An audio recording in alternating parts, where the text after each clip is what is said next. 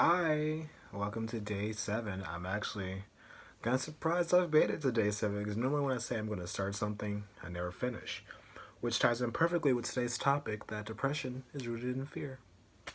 Um, Usually when we talk about fear, we talk about, like fear of heights, fear of small places, things like that. But the thing of it is, with people who are depressed, there's this underlying fear of not being enough, not being good enough, not being perceived as a success. There's this fear of failure. And speaking from personal experience, we're about to get into it. For me, I have this fear of abandonment. A little backstory, my father left my mom when she was pregnant with me. I had a stepdad, and I love my dad. I love you. Hey, Dad, how you doing? But as I got older and it became apparent what happened, I had this feeling that I wasn't good enough. And growing up with my siblings, who all had their dad, there, and my younger three siblings having both sets of parents, their natural parents there, I grew up thinking, well, what was wrong with me? Like, why was I cast aside? Was I not good enough? And that fear of not being good enough has actually carried me through my life. I always sought to be perfect, and I feared being a failure because I figured if I failed, that means I wasn't good enough, which reinforced why people don't mess with me. So I thought, um, as I got older, that fear it became a lot more debilitating because the older I got, the more I thought about it, the more I tried to confront it, and the worse it got. And so here I was, with even with friends, like I, would give them my representative. I was very afraid to be emotional. I was very afraid to give my a lot of times my honest opinion. I was very afraid to show people I was short tempered, show people I was sensitive. Even now, I'm afraid to cry in front of people. I've told people before, like my sister. That story I told yesterday about her making me cry. The other side of that, which I didn't share yet, and I'll share now, is that I couldn't face her for 2 weeks when she came to visit again because I was upset that she saw me in that kind of state. So usually when my friends see me cry, there's this fear that I feel like they're gonna think there's something wrong with me, or that they're gonna think I'm weak, and so I don't talk to people after that for a while. I know it's sad. Um, it just comes back to insecurity. So basically, for me, when I'm living through that fear, I try to be as agreeable as possible. I don't like to rock the boat. You can call me a people pleaser. That's because essentially that's what it is. I go along to get along a lot. Like a lot of people say, "Oh, you speak your mind," and I do. But there has to be a level of comfortability first, or a level of anger first for me to get to that point. For the most part, I don't like problems.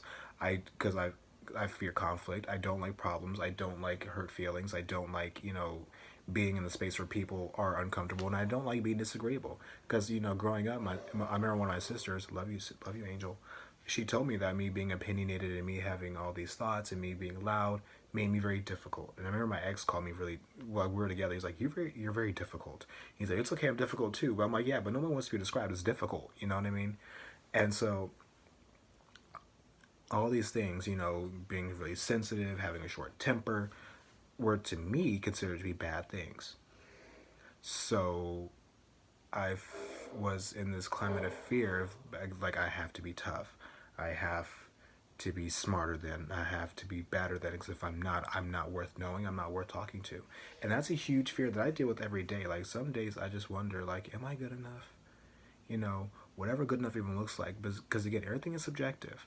But I carry that fear around. I get when I get rejected, it reinforces that fear because I'm like, oh well, this proves I'm not good enough. So which honestly, for me, my depression trigger more often than not, it's almost always some kind of rejection.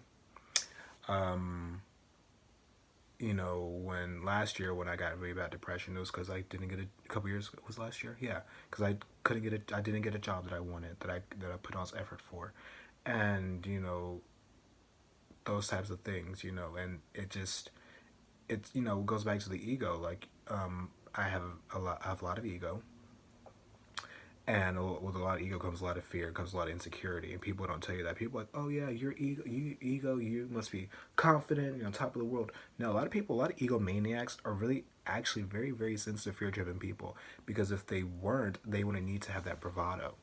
which is another thing that having that ego and being fearful has done. Like, instead of me just being my normal self, I have to put on almost an air about me that I'm, tougher than I am. I gotta have this loud bark. I have to offset people disrespecting me because I don't set boundaries, because I'm afraid to set boundaries, because if I set boundaries, you may not like me. Okay? So, granted, let's keep it real for a second. I tell people all the time, I'm going to beat your ass. Now, am I going to beat your ass? No. Could I? Yes. Don't get it twisted. But, but being in people's faces and being all rah rah, it just shows, that I'm not as tough that I would like people to believe that I am. And, it just goes back to having a point to prove. And, with my fear and the way I live, yes, I'm afraid of heights and small places and death and things of that nature. But I felt like I always had a point to prove. I always felt like I always had a chip on my shoulder about something. And that can wreck you. It has destroyed me on more than one occasion. Like, again, I am working through that now. And this is a very personal thing for me, which I didn't think it was going to be like that when I was thinking about the topic in my head. And, like, oh yeah, so we're going to talk about what I'm afraid of. But, it's the truth. And for a lot of people who are depressed, they have that same fear that there's something about them that's not right. There's something about them that's not adequate, which is another thing. People with depression, when you find out may have major depression and things like that, and especially for people who don't understand mental illness, there's this fear of you being damaged or something's not right with you. Because I remember I was talking to somebody, I'm not going to name who, fuck it, it was a roommate. And we were talking about, like, I have a fear of physical contact, born from PTSD, born from actually being sexually assaulted, and as an adult and things that happened to me as a child. My brother's older brother was really physically abusive, and other things happened. So I don't like people touching me.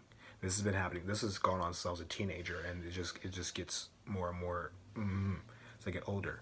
And I remember being told, "Well, get over it," which reinforced the fear that, again, my feelings don't matter. You know what I mean? Like that, what I think and what I feel are not important.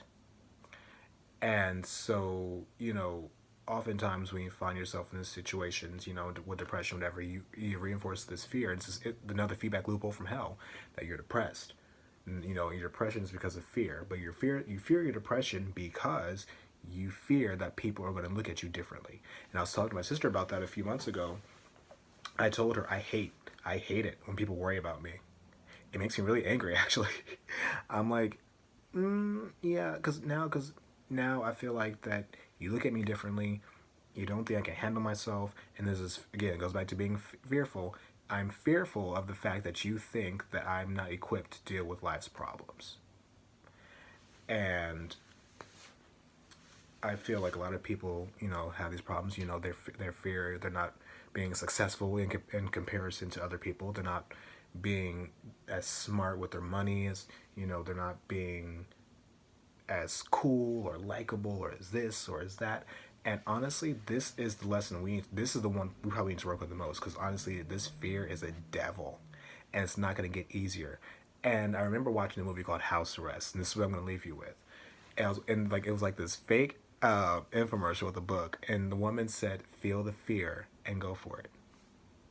And so that's what I try to do now. I try to feel that fear and go for it anyway. Like right now, me bearing my soul to you on YouTube right now, I'm scared and I'm nervous and I'm quite a bit uncomfortable, but but it also pushes me and it drives me, because I'm like, if I'm feeling this, somebody else might feel this too, and I get the ball rolling. So when I actually get it done, I feel great. I'm like, yes, I did it. Woo, awesome. And that's what it's at. You got to feel that fear and go for it. You have to get used to being uncomfortable, and that is a pain in the ass. But it is what it is. That's what I have. I had something else to say, but I totally forgot. It happens all the time. But yes, so bottom line is, you're gonna be afraid. It's okay. The one thing I would know to tell people: oh, stop! Don't be afraid. No, be afraid. Fear is a good thing. Fear is a good motivator. Fear is what gets you over the edge. So be as afraid as you need to be, but make a promise to yourself that you will do something about that fear. Okay? Because honestly, Every great deed that happens, somebody was afraid.